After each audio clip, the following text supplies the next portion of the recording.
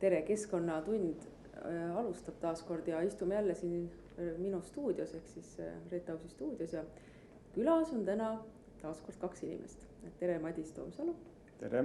Ja tere, Jaak Sooäär, kes jälle katab meie muusikalist osa. Ja räägime rahast just selle nurga alt, et kuidas siis selline jätkusuutlik maailm võiks raha tõmmata ja mida tähendab see, et on kuulda viimasel ajal, et kapital on hakanud liikuma siis sellise jätkusuutliku maailma poole. Jah, tere ja räägime tõesti, et see on hästi huvitav maailm ja kui vaadata natukene nagu ajalugu, siis raha mõttes on seal isegi kõige liikuvam panemaks jõuks olnud Ameerika ja seda just erakapitali poole pealt. Sellised suured ettevõtmised, näiteks võib tuua nagu on BlackRock, on üks suurim fond maailmas, kes haldab reaalselt triljonite dollarite ulatuses vara, portfelli investeeringuid. Ja BlackRocki näitel on lihtsalt üks kiri, kus nad siis kõigile oma portfelli ettevõtetele saatsid laiali, et on aeg hakata kliimaneutraalseks. Palun tehke vastav kava ja arvestage oma ettevõtmises selliste mõjudega. Ja arvestades, et need ettevõtted on üle maailma, siis mõju on ilmselgelt suur. Ja mis juhtus oli see, et ka aegapidi on tulnud teised investorite grupid ka järgi ja sealt see liikumine on olnud. Muidugi siia juurde võib panna poliitika ja Euroopas on need rohkem segunenud. USA's raha isegi liikus kliimaneutraalsuse poole siis, kui poliitika või Trump liikus selle vastu, siis kuidagi nagu suur kapitali pool liikus ikkagi sellel suunal edasi. Et see on ka nagu hästi huvitav, et see seal nagu seisma ei jäänud. Äkki sa korra kirjeldad, mida see tähendab, kui üks suur ettevõte või näiteks üks pank otsustab hakata liikuma kliimaneutraalsuse poole, et sa võid ju rääkida kas või LHV panga näitel.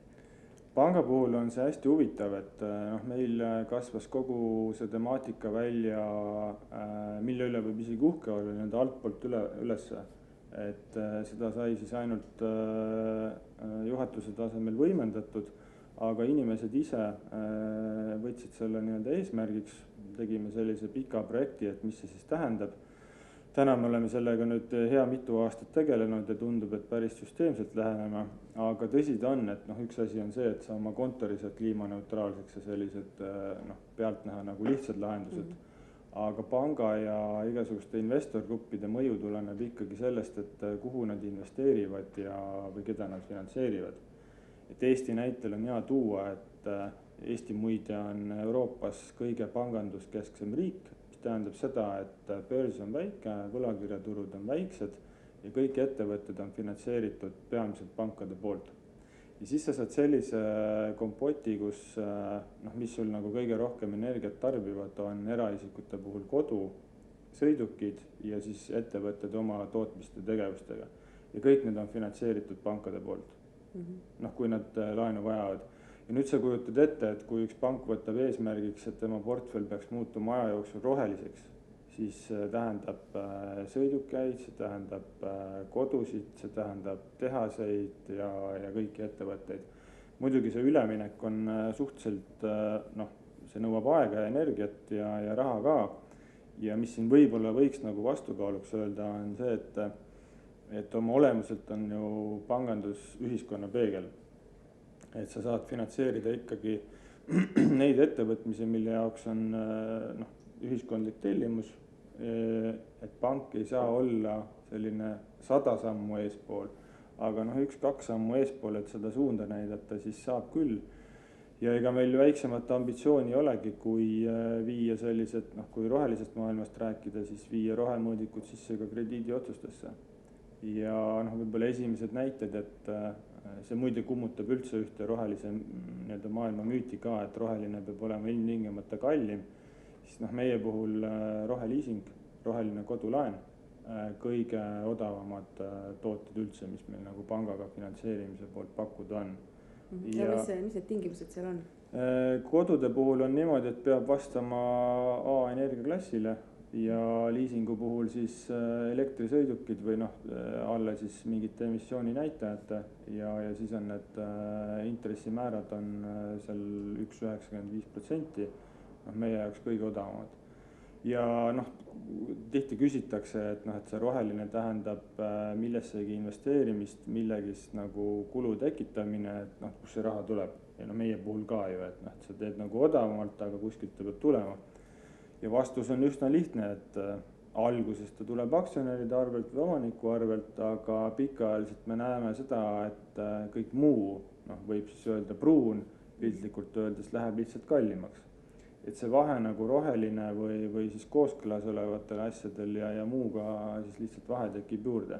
Ehk et tulevikus ei maksa seda ilmtingimata mitte omanikud kinni, vaid maksavad siis kõik ülejäänud tarbijad kinni. Räägi natuke, kuidas sa näed seda vahet, ütlesid, et mis ei ole roheline, nimetame seda pruuniks, noh nimetamegi seda pruuniks, et kuidas sa seda üleminekut reaalselt näed, et mis on siis need sektorid, noh vaadates sealt rahanduse poole pealt, mis ühel hetkel tegelikult hakkavad kallinema või kaovad ära või muutuvadki nagu noh mõttetuks sellepärast, et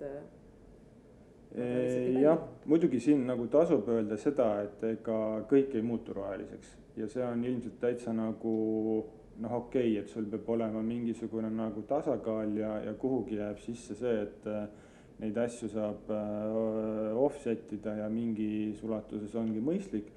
Lihtsalt, et mis ma arvan on oluline, on see, et tekiks trend. Et ka nii-öelda tumepruunist saaks vähem pruun ja noh, et sul on need esimesed sammud on nagu õiges suunas ja mingid asjad siis jõuavad roheliseks ja mingid asjad ei jõua. Aga noh, sisuliselt ongi niimoodi, et noh, kui sa vaatad ükskõik millist kliimapoliitilist nagu dokumenti, siis seal on noh, hoonestus, transport, energia ja eks need kõige suuremad allikad on ka. Ja noh, võib-olla sellise nagu tagurpidi näitena või välistava näitena, siis me näiteks oleme öelnud, et me aastast 2030 uusi diiselsõiduautosid ei finantseeri ja noh, seal võib nagu alati vastu küsida, et noh, jube hea on selliseid nagu pikki lubadusi anda või miks ainult sõiduautod, aga noh, tegelikult meie enda poolt meile tundus, et see on ikkagi läbimõeldud ja noh, kõrvalnäitena, et siin Prantsusmaa ja Saksamaa noh, sisuliselt liiguvad Euroopas nagu eespool, nemad ei luba sellest aastast müüa, Norra ei luba aastast 2025 müüa, et noh, me oleme selle oma nii-öelda selle lubadusega kusagil keskel, aga teistpidi, kui vaadata näiteks Aasia riike, siis Aasia riigid, päris mitu riiki ei luba isegi sõita oma teedel aastal 2030. Nii et selline nagu mitte müümise või mitte finantseerimise lubadus noh, ei olegi täna nii ulme. Samal ajal, kui sa vaatad üle maailma panku, siis sellist lubadust on andnud tegelikult siiamaani väga vähesed ikkagi. Aga kui sa vaatad, noh, kui räägime näiteks korra energeetikast, et kuidas, kus seal nagu sellised nagu rahastusprioriteedid on, et kas fossiilsetesse noh, kütustesse näiteks või noh, me räägime siin Eesti elektrist, mis ju teadupärast tuleb ka meil maapõuest, et kuidas seal need trendid on, mis sa näed?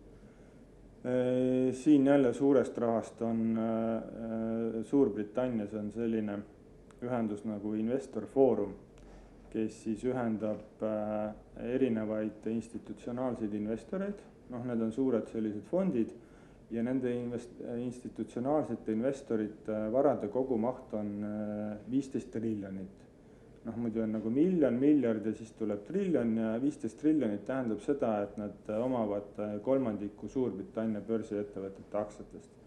Ja Investor Forum on siis välja öelnud, et nende portfellis olevad pangad ei tohi tulevikus finantseerida fossiilsete kütuste tootmist. Ja noh, seal on mingid üleminekuajad ja perioodid, aga noh, see liigub niimoodi. Ja noh, ausalt öeldes see trend on samamoodi noh, ütleme siis üle Euroopa vähemalt ja Ameerikas ka vähem või rohkem. Noh, muidugi jäävad jälle mingisugused nagu agad ja noh, Eestis ka me oleme näiteks välja öelnud, et meie põlevkivi energeetikat sellisel kujul ei finantseeri. Kusjuures noh, öeldes ausalt, siis see ei ole üldse mitte nii lihtne otsus, et ühel pool on justkui nagu teadmine, et seda ei peaks tegema. Teisel pool on seesama mõte, et noh, pank on ühiskonna peegel, et sul on kusagil julgeolekupoliitika, sul on energiajulgeolek ja siis sul on veel sotsiaalpoliitika ka. Et tegelikult üks pank peab suutma nagu vastutada kõigis nendes alades oma otsustega. Et kui sa nagu ühe nurga liiga nagu põhja keerad, siis see võib tuua nagu päris halbu mõjusid mujal. Aga noh, me jõudsime lõpuks selle aruteluga ikkagi sinna, et need muud asjad on lahendatavad isegi sellisel juhul, kui pangad ei peaks enam seda äri finantseerima. Nii et ja ma arvan, et sellega on enam-vähem nõus kõik Eesti pangad, et nii palju, kui ma olen kõrvalt aru saanud. Ja mida ta mõjutab, kas sa võid välja tuua natuke selle ka või? Kui te lõpetate fossiilsetesse investeerimise, siis kus see selline tagasilöök teil tulla võiks? Meil endal pigem ei võikski, seal lihtsalt peab siis vaatama, et ühiskondlik ja poliitiline korraldus oleks valmis nagu kiiresti pöörama. Ja noh, sellepärast ongi, et seda tuleks kuidagi nagu teha mingis koostöös ja koosmõjus lihtsalt iga osapoole samm võimendab siis nagu järgmist sammu. Et noh, võib-olla sellist otsust ei olekski saanud ja tahtnud 5 aastat tagasi teha, aga noh, täna sa näed, et kui sa teed nagu järgmise sammu, siis see nagu mõjutab järgmisi otsusi ja võib-olla aitab ära hoida neid otsuseid, mida ei peaks enam tegema.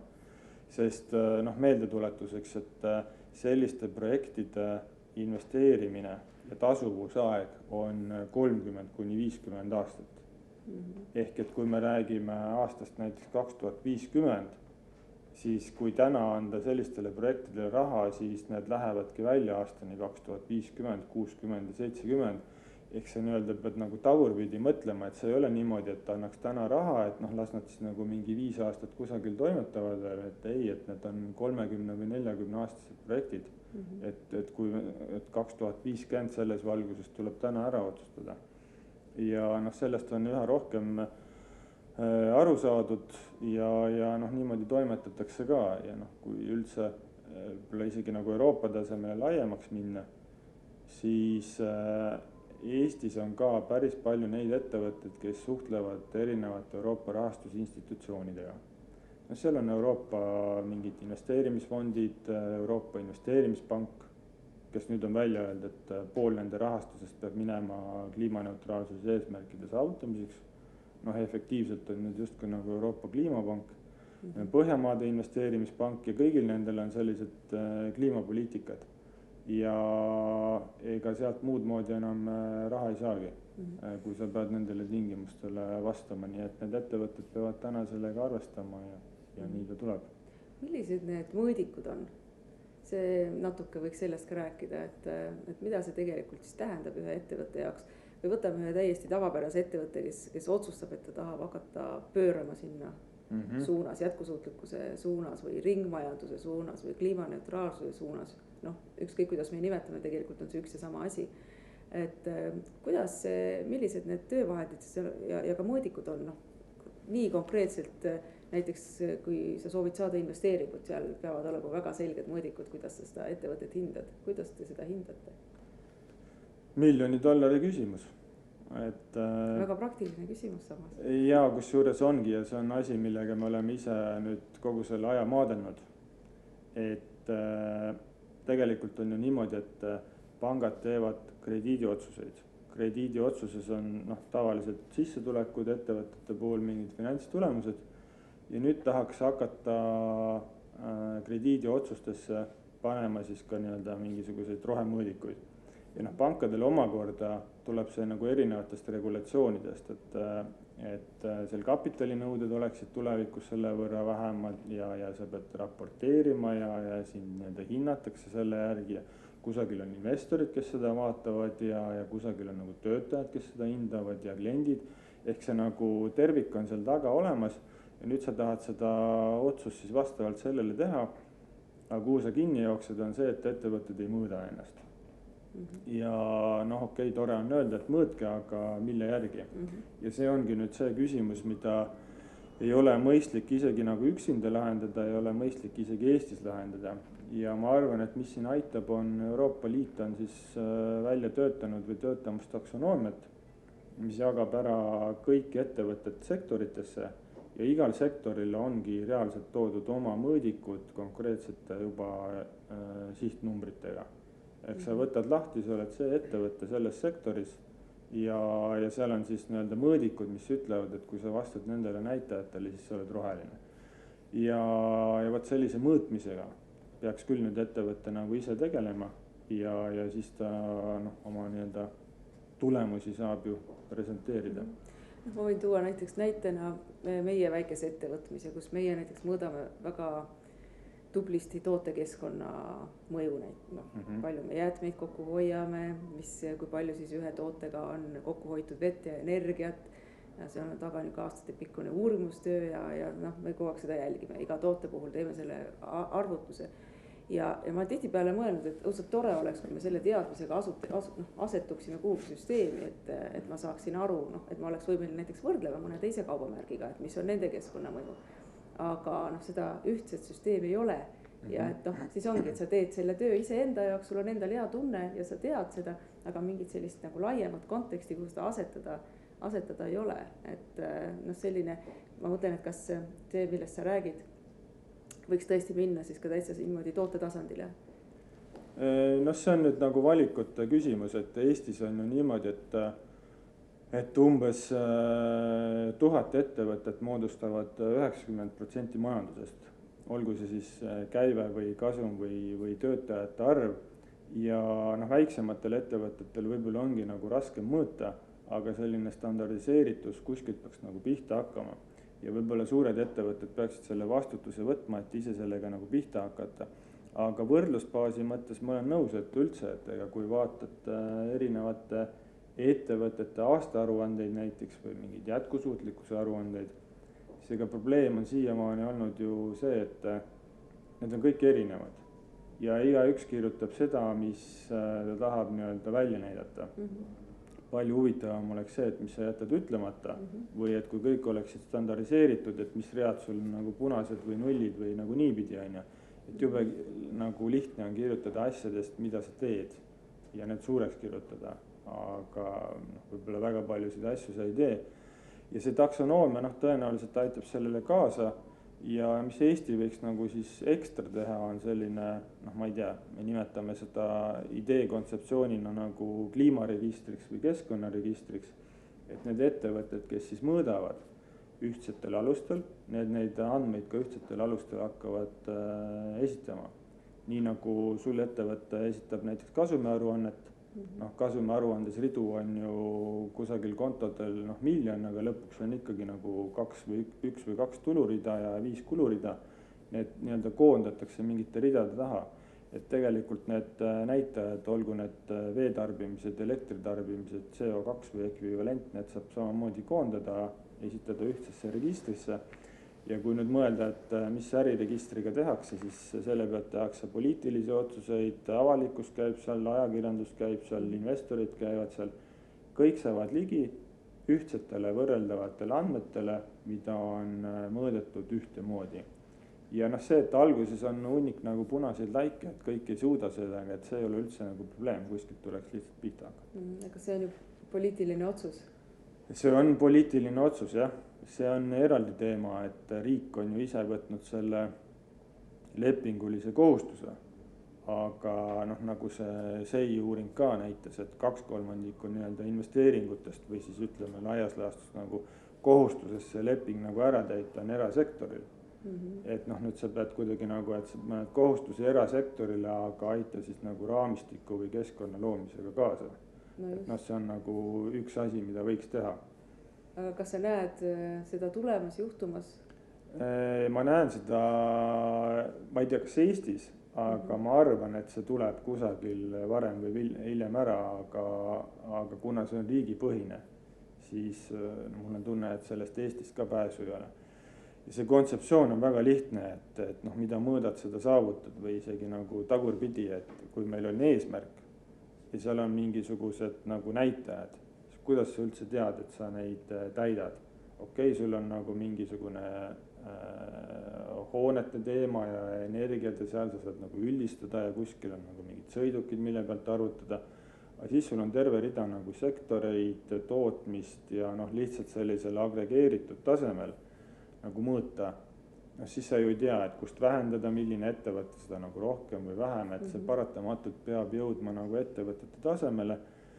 Ja jälle noh, see tuleb samamoodi pankadest, pensionifondidest, kes tulevikus peavad raporteerima oma portfelli nagu jalajälge. Aga kuidas me teame raporteerida, kui me ei tea, kuidas meie kliendid tegelevad. Nii et seal on siuke nagu suur ring, millel on lahendusest puudu see, et tuleb hakata mõõtma. Aga noh, ma saan aru ka ettevõtete nagu valust, et noh, mida sa mõõdad, kui keegi ei ole öelnud, et kuidas mõõta ja mida mõõta ja kuhu ma pean seda presenteerima ja mis tihedusega. Ehk riik on võtnud uhke kohustuse, aga jätnud natukene nagu ettevõtja omapäi. Ja see ei tööta. Teeme väikse muusikapausi, Jaak, sobib sulle?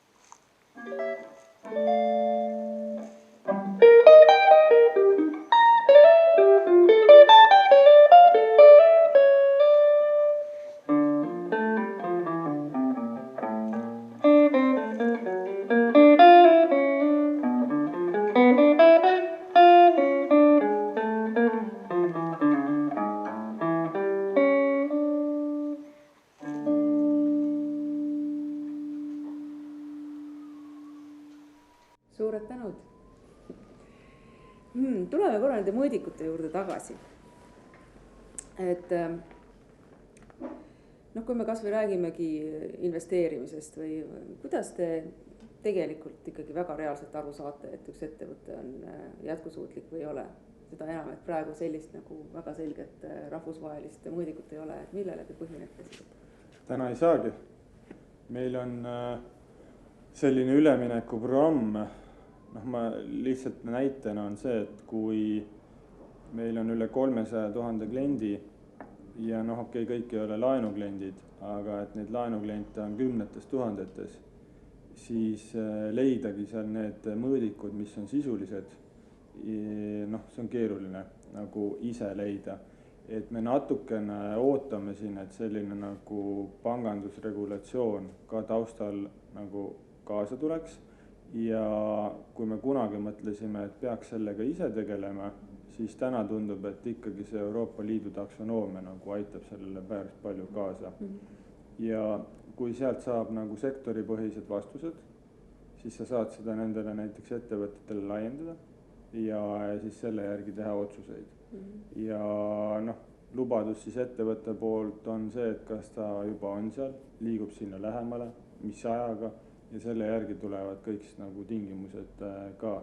Aga noh, suures pildis ta peab olema ikkagi selline nagu panganduse ülene lahendus ja arvestades, et pangandus on kõige reguleeritum valdkond tõenäoliselt üldse, siis ega see sealt nagu tulemata ei jää. Lihtsalt sellega läheb natukene aega. Aga kaua läheb? Mitu aastat? Ma arvan, et kokkuvõttes läheb mitu aastat, jah. Aga see muide ei tähenda, et midagi selle aja jooksul ei toimu.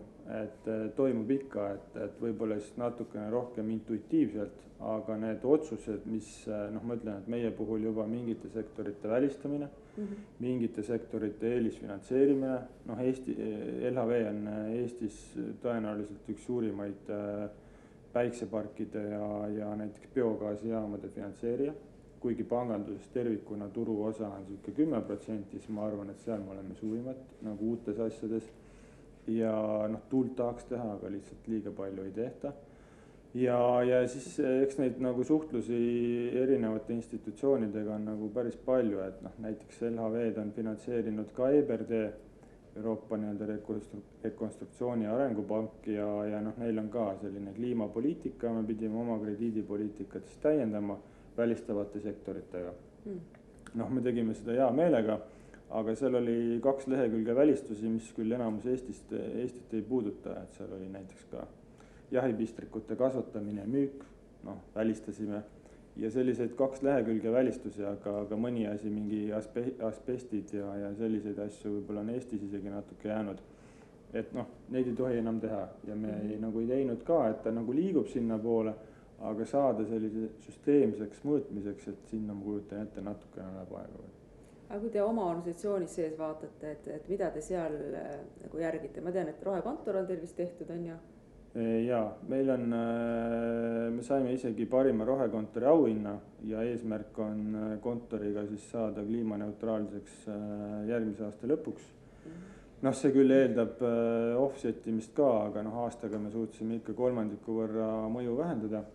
Ja teine pool on siis täpselt, et nagu klientide suunal arendada neid krediidimõõdikuid ja see võtab nagu aega, aga siis me oleme ka asutajaliikmed Rohetiigri projektis, seal ettevõtetele, teistele eeskujuks.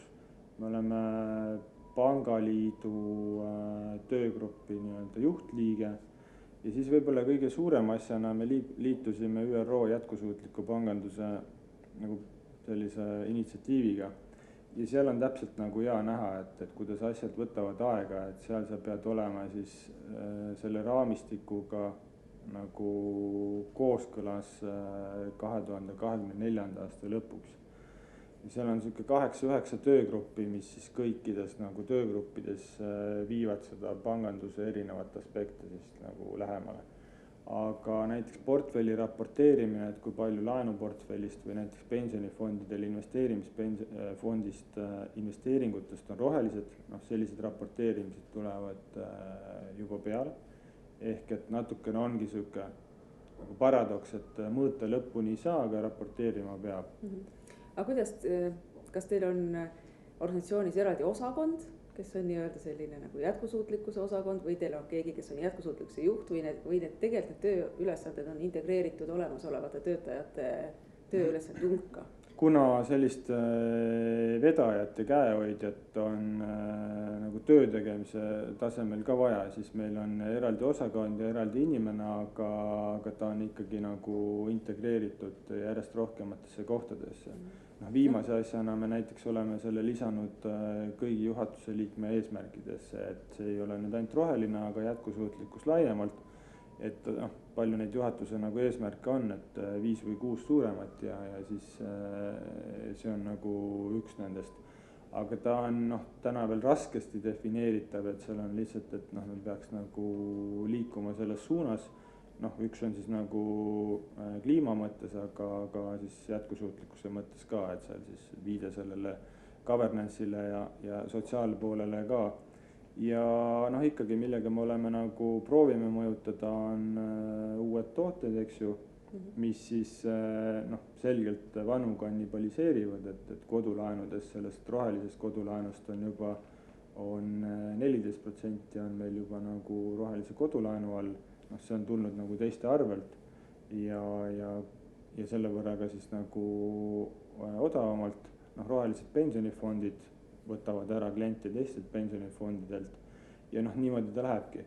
Ja pensionifondid on hea näide, et kui klient tuleb ühest fondist rohelisse pensionifondi, siis teoreetilisel tasemel, ütleme, praktilisel tasemel ühe kliendi liikumine palju ei mõjuta, aga kui seda teevad paljud kliendid, siis eelmine fond peab raha väljamaksmiseks mingisugust investeeringut müüma ja siis roheline fond mingisugust investeeringut ostma.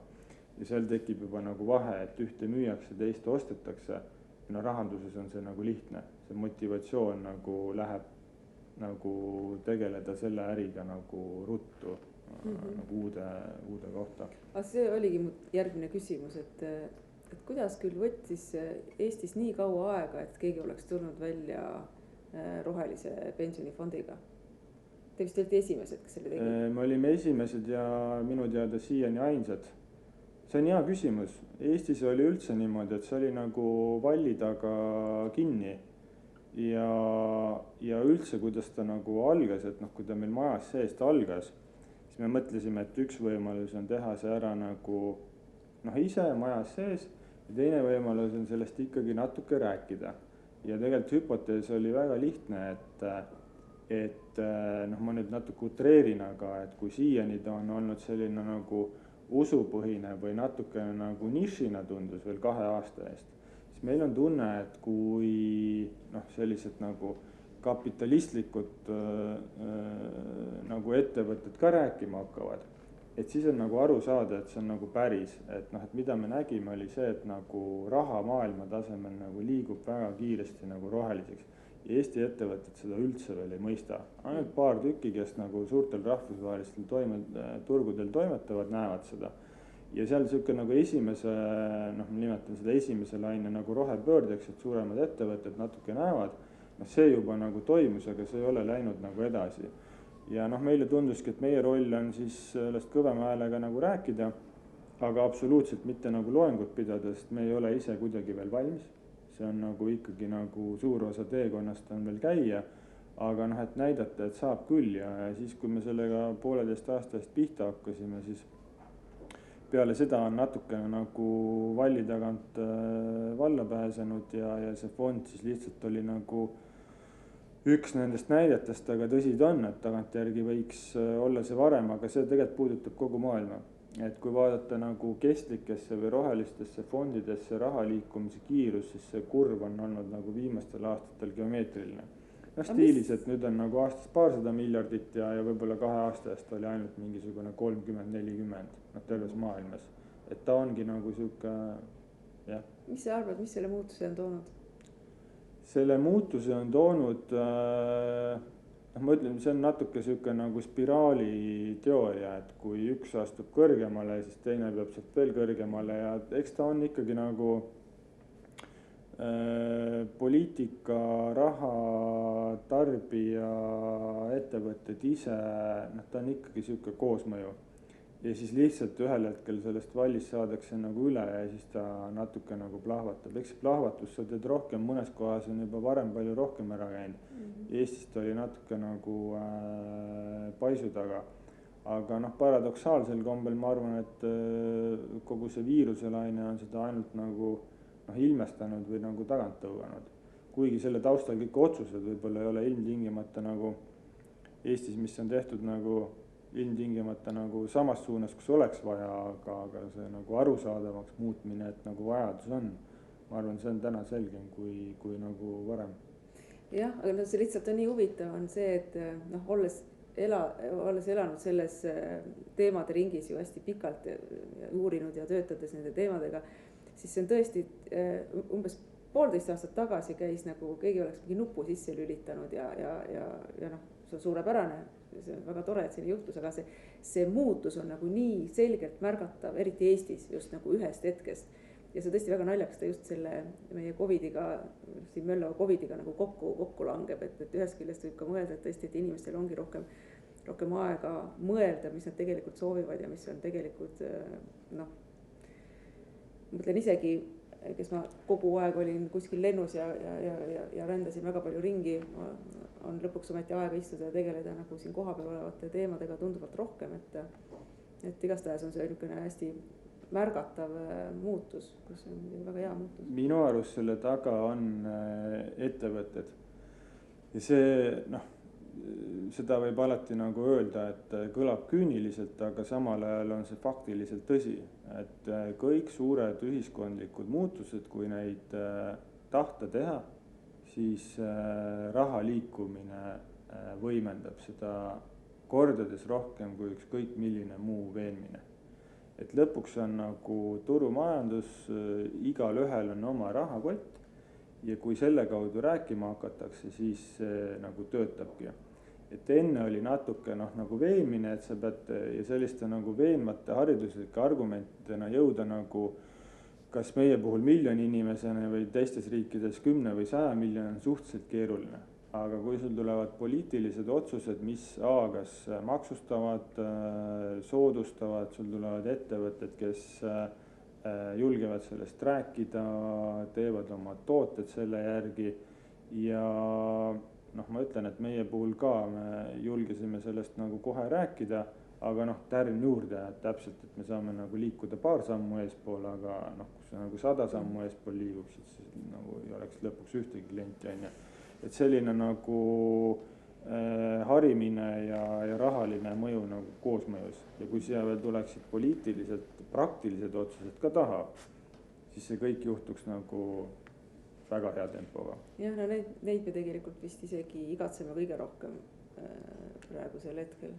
No, täna küll, et see raamistik oleks nagu selge. Need ettevõtted, kes on nagu äratundmiseni jõudnud ja midagi nagu soovivad toimetada, siis kogu aeg avastavad ennast, et nagu noh, et meie puhul on hea näide see offsetimise teema ka, et noh, et ju lõpuni nagu kontorit 0 energiakulu peale ei saa, midagi tuleks offsetida. Me seda teed ei lähe, et kuskilt nagu Aasiast 20 sendiga osta, tahaks teha nagu korralikult ja sisuliselt ja Eesti keskselt puid pole mõtet istutada kohtadesse, kus nad niikuinii kasvavad, ehk me ka siukseid variante ei ole valinud ja noh, siis sa hakkad näiteks mingid rabade taastamine või soode taastamine ja kui sa selliseid asju tahad nagu mõistlikult ja hästi teha, siis palun väga, et järjekordne projekt, mis tõenäoliselt võtab aega, ma ei tea, 3 aastat või 4 aastat, et üldse nagu jõuda.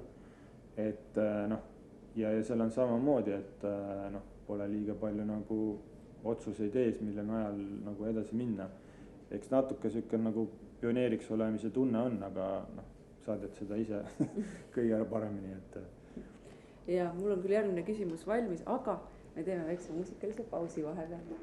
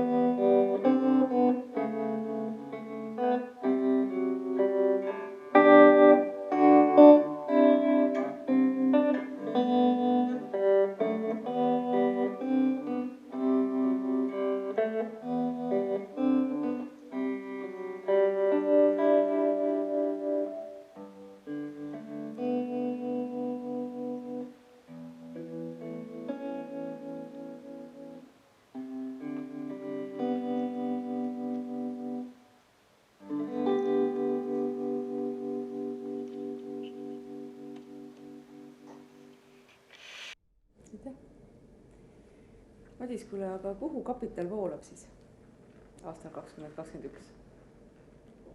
Kapital voolabki rohelisse ja voolab ära sealt, kus enam nii roheline ei ole. Ja see nagu üldmõistena võib-olla hakkab muidugi selliseks klišeeks juba muutuma, et peab natukene rohkem sisse vaatama, et tegelikult sees on niimoodi, et eks ta on paljudes enamustel juhtudel on ta ikkagi nendes samades ettevõtmistes, kus ta on kogu aeg olnud, aga siis ka nende ettevõtmiste raamides proovitakse teha investeeringuid, mis siis liiguvad sinna suunda. Aga fakt on, et energeetika ja sellise nagu suures skaalas mõeldes tuleb ta ikkagi sellistest kohtadest nagu ära, mida kõige problemaatilisemaks peetakse ja nii on. Aga mis, kuhu sina näiteks investeerid või kui sa peaksid investeerima praegu, siis kuhu sa oma raha paigutaksid?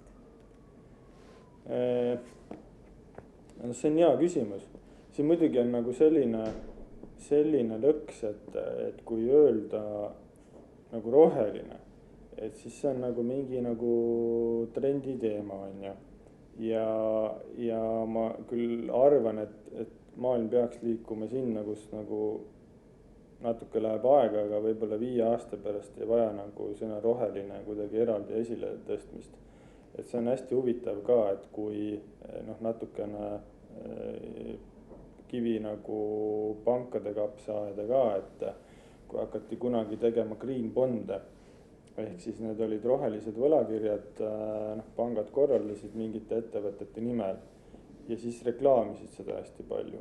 Siis andke andeks, et esiteks te korraldasite teise ettevõtte nimel, et te enda kohta ei näidanud see suurt midagi ja siis lihtsalt, et kui korraldada aastas mingisugune 100 või 1000 emissiooni, nendest 2 tükki on nagu rohelised, et palju õnne, aga sellest veel midagi nagu suurt ei muutunud on ju.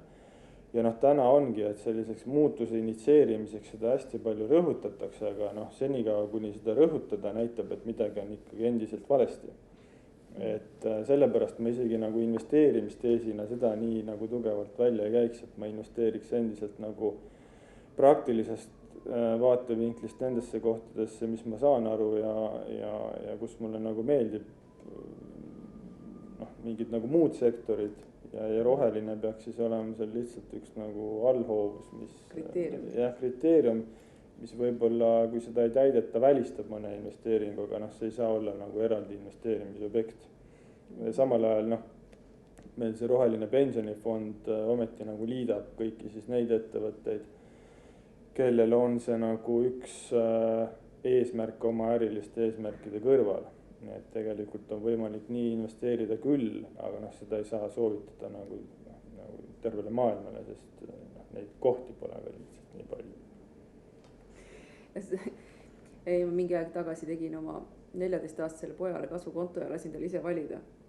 Ja väga huvitav oli vaadata, et mille kohta ta siis üldse midagi teab ja mida ta sealt valib. Ja ta valikud olidki, minu jaoks üllatavad oligi, ma täpselt ei mäleta, üks oli seotud tervishoiu parendamisega, üks vist oli mingi jätkusuutlik energia ja siis oli tõenäoliselt elektriautod oli 3. valik. Ja ise ta need valikud tegi ja see suurepärane, aga küsimus jõuabki välja selleni, et sa enne ütlesid ka, et ettevõttetest sa näed see muutus vast enne kõike alguse saanud, et kas on see seotud ka äkki põlvkonnavahetusega ettevõtetes, kas sa näed nagu seda muutust ka sellest tingituna? Kindlasti jah. Ja ma ütlen, et meie enda näitel samamoodi. See kasvas nagu majast seest poolt nagu välja ja fakt on, et seal on tugev korrelatsioon ka vanusega. Et kes seda temaatikat rohkem tahavad ajada ja sama paistab välja ju ka tarbijate poolt ostuotsustes ja teistpidi on see kõik nagu loomulik nagu ka, et kuigi ma enda jaoks olen ära defineerinud niimoodi, et kuhu maani su selline isiklik vastutus ulatub, on see, et ütleme, et sul on näiteks täna sünnib laps, elu parimad aastad on seal näiteks, mitte elu parimad aastad, aga ta oma lapse saab seal näiteks 30ndate kandis tänapäeval ja sa näed oma lapselast ka, ja selle lapselapse nagu parimad töö- ja eluaastad on ka selline nagu 30-40 aastad on ju. Ja sa näed teda ja ta kasvab suureks ja eks su vastutus lähebki nagu su lapselapse 30-40 eluaastani välja, ehk siis sisuliselt nagu tänasest hetkest sa vastutad järgmise 70-80 aasta eest. Niimoodi, et sa vaatad sellele inimesele silma ehk oma lapselapsele ja ütled, et tänased otsused lähevad nii kaugele välja. Et kui sa niipidi nagu mõtlema hakkad, siis sa tahad nagu ruttu midagi teistmoodi teha, kui see nagu siiani on nagu jätkunud. Et see paneb mingisuguse nagu vastutuse ja sellise filosoofilise vaatenurga sinna nagu juurde ja selge, et seda on nagu lihtsam teha nagu noorematel inimestel, et nii ongi. Aga kas see on siis lihtsalt mingisugune info puudumine olnud või see, et kliimamuutus on inimtekkeline, see on ju faktina välja toodud üle 20 aasta tagasi. Et kuidas see siis ometi nii on, et või kui me 60-ndatel räägiti sellest, et meil oleks mõistlik energiat toota päikesest, et kuidas, tõesti ma saan aru, et see ei ole asjalik küsimus, aga see küsimus, mida nagu nii tihti inimesed ka küsivad, et kuidas on see võimalik, et see muutuse kätte jõudmine on võtnud nii kaua aega, et kas tõesti inimese harjumust paneb muutma ainult nagu kriisiolukord? Jah, kuigi meil on inimesi, kes väidavad ka risti vastupidi, on ju. Aga nali naljaks, et lihtsalt miks ma seda nagu välja tõin, on nagu viide sellele, et paljud nendest diskussioonidest, kui inimestele tundub, et käib üle nende pea, siis ega nad väga palju ei, kas sa pead poole valima või ei pea, aga mis see nagu praktiline väärtus on ja miks ma sellega tegelema pean. Et mis me tegime teistmoodi on see, et me üldse sellesse diskussiooni ei lähe. Et kas on inimtekkeline või ole, siis me ei pea seda pidama. Sellepärast, et kui sa vaatad enamus kliimaneutraalsuse saavutamise programmide sisse, siis see on alameesmärgid. Ja alameesmärgid on, ja nüüd sa võid igalt nagu eestlaselt küsida, et kuule, et kas sa tahaksid, et nagu vähem prügi on ja efektiivsem energia, rohelisem energia, parem elukeskkond, parem õhk, kaupade pikem kestus, ringmajandus, vähem jäätmeid, siis kõikidele vastustele sa saad jahi. Ja need on praktilised küsimused ja sa võid ära unustada selle inimtekkelise kliimamõju või mitte. Ehk et kuidas inimene nagu infot ammutab teemade osas, millega ta ei ole igapäevaselt seotud, on meedia, ajakirjandus või mingid asjad. Ja kui seal on väga nagu filosoofilised teemad, kus sa ei oskagi poolt valida, sa saad aru, et on teadlased ja niimoodi ja lõpuks nagu mõistlik inimene jälgib neid, aga see on nagu teoreetiline vaidlus. Aga tuled sealt nagu kihta allapoole ja ütled, et seal teoreetilise vaidluse sees on päris praktilised eesmärgid. Ja kui sa need ära täidad, siis võib-olla need aitavad nagu kliimaeesmärkide saavutamisel kaasa. Ja siis on ekstra hästi. Aga kui ei aita, siis need asjad iseenesest on ju head. Ja see peaks nagu, sobivad sulle, sobivad. Ehk et mul on tunne, et läbi selliste praktiliste nagu väärtuste on palju nagu kergem neid eesmärke saavutada.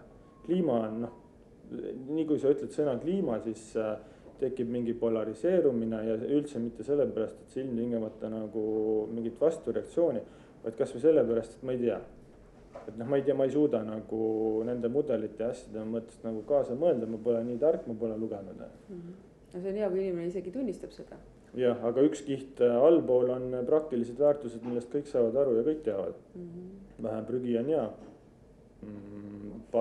puhtam õhk on hea ja nii ongi. Suuresti ikkagi see, kuidas me tegelikult kommunikeerime asju, jõuab ikka sinna ka hariduse ja kommunikatsiooni juurde tegelikult välja. Et kuidas sa asju selgitad ja mis hetkest saab sellest nagu loomulik osa ja see oli ka väga, mulle meeldis see mõte, mis sa ka välja tõid, et tõepoolest see roheline ei peaks olema nagu niimoodi laua peal, et see peaks olema normaalsus tegelikult, et kui me räägimegi jätkusuutlikkusest või ka minu käest on hästi tihti küsitud, on ju, et või see vestlus tihti peale leiab aset, on ju, et aga see on ikka nii teistmoodi ja see on nii et nad on kuidagi kuskil riiuli peal kogu aeg. Ja mul on nagu olnud alati see tunne, et minu arust on kõik see ülejäänud, mis siis on selline, mis ei vasta sellele lihtsale loogikale, mis ei tee paremaks, mis ei lahenda mingit probleemi, et noh, tegelikult see on see, mis on teistmoodi. Et see, mis tegelikult on normaalne ja mis toetab meie elu ja toetab meie elu keskkonda ja teisi inimesi, et see võikski olla see normaalsus. Me ei pea rääkima jätkusuutlikust ettevõttest või rohelisest fondist või see võikski olla see, mis on normaalsus. Ma olen väga nõus ja paraku on niimoodi, et selle kapitalismiga laiemalt, et paremat varianti nagu ei ole olemas, sest see ühendab ikkagi nagu inimese motivatsiooni, selline nagu filosoofilisel tasemel tahta paremat homset ja siis selline nagu ühiskonnakord nagu toetab seda. Aga sellel on üks häda on, et seal on hästi suur nagu roll nagu PR-il ka, ja siis sul on oht nagu üle presenteerida mingit kindlat nurka. Ja me tegime enda jaoks põhimõttelise otsuse kohe alguses, et me ennast nagu üle ei presenteeri. Veel kord, et ei ole nagu lõpuni valmis. Ja siis üldse, et ta nagu oleks süsteemne lähenemine, siis see tähendab seda, et kõigepealt sa nagu teed ise, sealt tuli see roheline kontor, siis sa ei jää seal seisma, sest selle mõju võrreldes su nagu kliendiportfelliga on nagu väga väike. Sa pead jõudma nagu klientideni ja lõpuks, et nagu veel suuremas pildis, et räägi nagu laiemalt kaasa ja proovi siis nagu eeskujuks olla ja siis tulid nagu need välised sõnumid ja erinevate nagu organisatsioonides osalemine ja toetamine ja siis see nagu ÜRO, mis on puhtalt enda jaoks ja kusagil on mingid regulatsioonid veel, et see lähenemine lihtsalt peaks olema nagu süsteemne. Ja kui sa süsteemselt lähened, siis ta ongi su nagu elu igapäeva osa ja ta on strateegias sees ja ettevõtetele ka soovitus, et senikaua, kuni teda ei ole eesmärgiks seatud või strateegiasse pandud, ei juhtu mitte midagi. Või kuni ta ei ole näiteks täpselt nagu kusagil juhatuse eesmärkides, et senikaua ta ongi üks nurk, millest võib kogu aeg rääkida, aga ta ei ole kõikehõlmav nagu äri osa. Ja me tahaks, et ta oleks kõikehõlmav, aga selle kõikehõlmavusega ongi see probleem, et pangandussüsteemina on nagu nii suur nüansside ja regulatsioonide nagu rikas, kui tahta seda korralikult teha, siis natukene lähebki aega. Ja, aga kas ÜRO kestliku arengu eesmärke te ka kuidagi mõtestate või olete vaadanud oma ettevõtlust läbi nende? Ja seal selles nagu jätkusuutliku panganduse, see jätkusuutlik pangandus ongi selle nii-öelda sektoripõhine siis edasiarendus või käepikendus.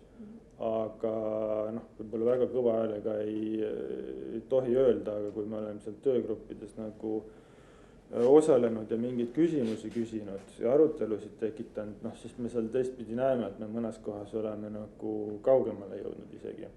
Et eks need töögrupid on ka sellised, et nad tegelikult otsivad siis parimaid praktikaid ja konsensust, et seal ei ole veel nii, et keegi on välja mõeldud hea asja ja nüüd pannud lauale, et minge nüüd ja võtke siit valmis asju. Et pigem need töögrupid nagu ise peavad jõudma kuhugi ja eks nad siis nagu jõuavad. Aga pankade mõttes tähendab see pigem seda, et kuidas ise olla, kuidas kliente hinnata, kuidas mingit kapitali arvestada, keda mitte finantseerida, niimoodi, et on positiivseid näiteid ja siis on välistavaid näiteid. Aga kui sa mõlemaga tegeled, siis see lõhe võrreldes nagu tänasega, kus nad kõik keskel kokku saavad, ikkagi välistavad näited kaotavad ära mingeid äritegevusi ja teiselt poolt mingeid asju soodustatakse. Ja arvestades, et seal taga on selline natuke pangandusspetsiifiline, aga on siuke nagu raamistik nagu Basel, kes pankadele siis rakendab kapitalinõudeid või kus regulatsioonidest need tulevad. Ja siis sul laias laastus, kui muudetakse nagu paari rida seal regulatsioonis, et sellistele kriteeriumitele vastav laen saab väiksema kapitalinõude, siis juhtub see, et Euroopas pöörab triljoneid, kümneid triljoneid väärt laenuportfellid ennast põhimõtteliselt nagu ööga hakkavad ümber pöörama. Et see on sellise poliitilise hoova nagu suurus. Aga et seda rakendada, siis palun, et too 25 riiki laua taha ja 25 pangaliitu ja leia see nagu konsensus või peaaegu konsensus ja sellega läheb aega, aga siis muudetakse ühte rida ja triljonid eurod pööravad ennast teisele poole, need triljonid eurod, mis ei ole veel pööranud. Jah, meie aeg hakkab otsa saama, see aeg on jälle läinud nii kiiresti, aga üks pisike teema, võib-olla paar sõna sa kommenteerid, et sa natukene seda ka mainisid enne, et just nimelt see teatud positiivsete teemade ülevõimendamine või siis selline rohepesu, et palju sa seda sinu sektoris näed, palju sellega tegelikult tegeletakse, et jätkusuutlikkuse teemad ongi turundusosakonna teema? Noh, me enda kohta oleme öelnud, see on nagu ka sihuke otsekohene tagasiside, et meil on oluline, et me teeme õiget asja, aga me ei ole kunagi häbenenud sellest ka nagu rääkida. Aga kui sa üleüldiselt nagu küsid, siis see probleem pangandussektoris on, et pangad nagu positsioneerivad või esitlevad ennast natuke sotsiaalasutustena. Ja siis see on selline nagu, mul tekib alati sihuke nagu abitu tunne, et sa oled nagu esikapitalist ja siis sa nagu leiad mingi ühe nurga ja siis sa presenteerid seda nagu hästi nagu üle hoopis mingi sotsiaalasutuse nurga alt. Ja noh, ma ei tea, et minu arust parim maailm on see, kui kõik on oma motivatsioonis nagu ausad ja otsekohesed, et siis see maailm on nagu efektiivne ja nagu töötab tõenäoliselt nagu hästi ja õiglaselt. Nii kui keegi hakkab nagu kavaldama ja noh, siin peab nagu pangandussektorile tuhka pähe raputama, aga ma räägin praegu muidugi nagu üle Euroopa üldiselt, et see ei ole kuidagi nagu Eesti keskne ilmtingimata. Et noh, siis neid näiteid nagu on, et sa saad oma esimese nagu roheasja valmis ja sa muust siis nagu ei räägi, et ja nagu ongi nii, et sa oled nagu lõpuni nüüd jõudnud. Et noh, me oleme nagu, noh, sul on nagu meetrine joonlaud, noh, me oleme praegu nagu esimese 2 sentimeetri pealt ja ometi me oleme Eestis üks nagu kaugemale jõudnud ettevõtteid, aga see on nagu 2 sentimeetrit meetrist on ja. Nii et noh, see on nagu see reaalsus. Kuule, aga aitäh, Madis, et sa tulid ja suur aitäh, Jaak, et sa tulid, et oli väga meeldiv jälle istuda ja vestelda. Aitäh kutsumast.